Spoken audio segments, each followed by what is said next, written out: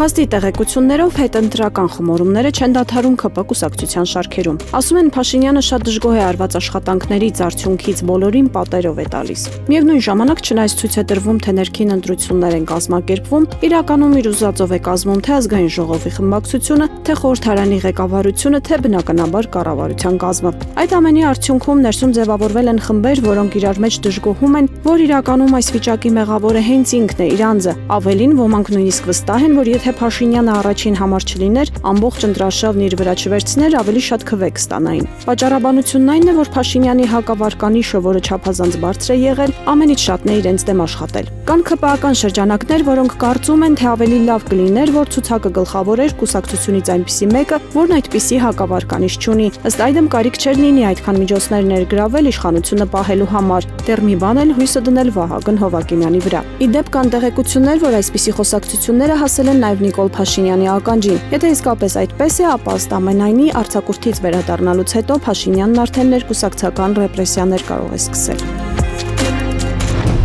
Փաստը գրում է. քաղաքական նոր փուլի մեկնարկը Հայաստանում ոչ թե պարզապես օրենսդիր աշխատանքի սկիզբ է, այլ համակարգային, լարված եւ անզիջում դիմակայության մի նոր ռազմաճակատ, որտեղ խորհրդարանական ամբիոնը վերածվելու է քաղաքական գոյամարտի հիմնական հարթակի։ Ընդդիմադիր ուժեղ Հայաստան եւ Հայաստան դաշինքների կողմից մանդատները վերցնելու որոշումը ոչ թե հաշտեցման կամ առկա խաղի կանոններն ընդունելու նշան է, այլ գիտակցված քայլ մտնելու մի տարածք, որտեղ սպասվում է ծանր ու դաժան պայքար։ Ապագա խորհրդարանն ակնհայտորեն չի լինելու դասական օրենսդիր մարմին, այն դառնալու է քաղաքական բախումների, իրավական պաշտպանության եւ իշխանական ապօրինությունների մերկացման առաջնագիծ։ Ընդդիմության ձեռքին կան հզոր գործիքներ, որոնց գրագետ եւ արդյունավետ կիրառումը կարող է արմատապես փոխել քաղաքական ուժերի հարաբերակցությունը։ Առաջնային լծակներից մեկը միջազգային հարթակներում ակտիվացումն է։ Հայաստանում տեղի ունեցող քաղաքական ռեպրեսիաներն ու մարդու իրավունքների ոտնահարումները միջազգային հանրությանը փաստարկված ներկայացնելու դեպքում ընդդիմությունը կարող է ստեղծել լուրջ արտաքին ճնշում իշխանությունների վրա։ Մյուս կողմից պայքարի առանցքային ու ամենաարդյունավետ ուղղություններից մեկը դառնալու է հենց տեղերում աշխատանքը եւ ընտրողների հետ անմիջական մշտական կապի պահպանումը։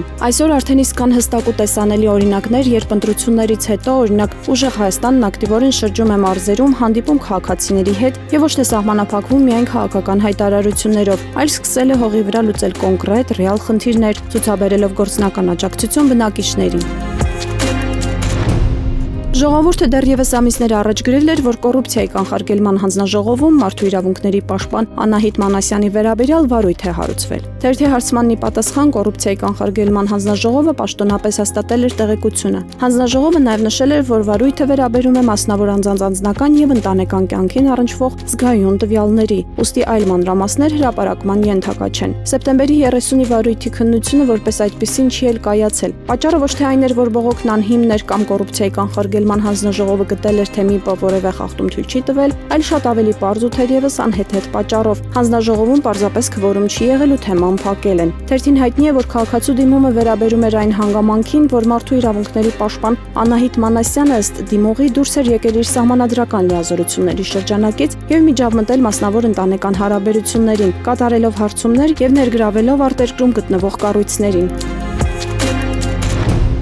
Ժողովուրդը գրում է. Հայաստանի Հանրապետության խորհրդարանական կառավարման համակարգին անցնելուց հետո նախագահի ինստիտուտը վերածվեց հիմնականում ներկայացուցչական կառույցի։ Սակայն նույնիսկ այդ սահմանափակ լիազորությունների պայմաններում հանրությունն իրավունք ունի ակնկալելու հաշվետվողականություն, թափանցիկություն եւ տեսանելի գործունեություն։ Այսօր սակայն Հայաստանի նախագահի աշխատակազմի գործունեության ուսումնասիրությունը բազմաթիվ հարցեր է առաջացնում։ Առաջին խնդիրը թափանցիկության պակասն է։ Հայաստանի նախագահի պաշտոնական կայքում հրապարակվող տեղեկատվությունը սահմանափակ է եւ չի տալիս ամբողջական պատկերացում, թե ինչպես են ծախսվում պետական միջոցները։ Գնումների վերաբերյալ վերջին հասանելի տեղեկությունները վերաբերում են դեռևս տարվա սկզբին կատարված մի քանի գնումների։ Տվյալների հավաքման եւ դասակարգման ծառայության համար ծախսվել է 720,000 դրամ, ապահովագրական ծառայությունների համար 221,000 դրամ։ Դրանից հետո նոր տեղեկություններ գրեթե չեն հրապարակվել, ինչը դժվարացնում է հանրային վերահսկողությունը պետական միջոցների օգտագործման նկատմամբ։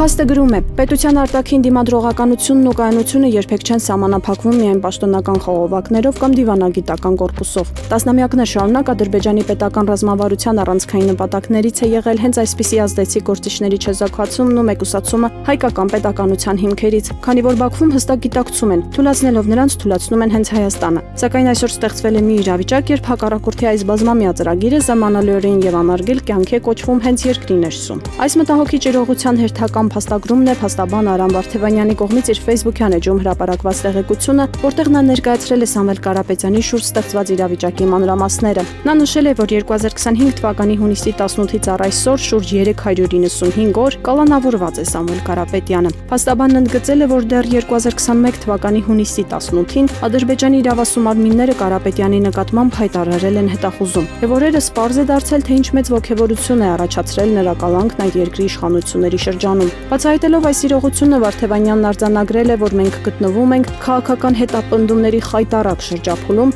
ունենք քաղբանտարկյալներ եւ պետք է անդադար ու աննահանջ շեշտել. իրավունքը պետք է գերակայի։ Ժողովուրդը գրում է. ՔՊ պատգամավոր Նարեկ Ղահրամանյանը եւս պահպանելու էր պատգամավորական մանդատը եւ կլինի նոր ձևավորվող ազգային ժողովի կազմում։ Թերթն ուսումնասիրել է, թե ինչպես է տարիների ընթացքում փոխվել պատգամավորի գույքը, եկամուտներն ու դրամական միջոցները սկսած 2020 թվականից մինչև 2025 թվականները։ 2020-ից 25 թվականներին պատգամավորի հիմնական անշարժ գույքը գրեթե չի փոխվել։ Բոլոր տարիներին նա հայտարարագրել է Սյունիքի մարզի Լեռնաձոր համայնքում գտնվող հողամասը։ Մինչև 2025 թվականը նրա միակ մեքենան եղել է 2008 թվականի արտադրության Audi-ն, որը 2025-ին վաճառել է 5 միլիոն դրամով եւ նույն տարում ձեռք բերել 2021 թվականի արտադրության Mazda 6.5 միլիոն դրամով։ 2023 թվականին առաջին անգամ հայտարարագրել է Ord Development ընկերությանը տրամադրված 32.2 միլիոն դրամ անտոկոս փոխառություն, որը պահպանվել է նաեւ 2024 եւ 2025 թվականներին։ Նրա տարեկան եկամուտները 2020 թվականի 910.000 դրամից աճել են մինչև 2025 թվականի 20.6 միլիոն դրամի, իսկ 2023 թվականին ընդհանուր հայտարարագրված եկամուտը հասել էր շուրջ 46.9 միլիոն դրամի, ներառելով նաև բանկից ստացված 32.2 միլիոն դրամ փոխառությունը։ 2024 թվականից նա նաև հայտարարագրել է բնակարանի ձեռքբերման իրավունքի համար ստացված շուրջ 31 միլիոն դրամ վարկ,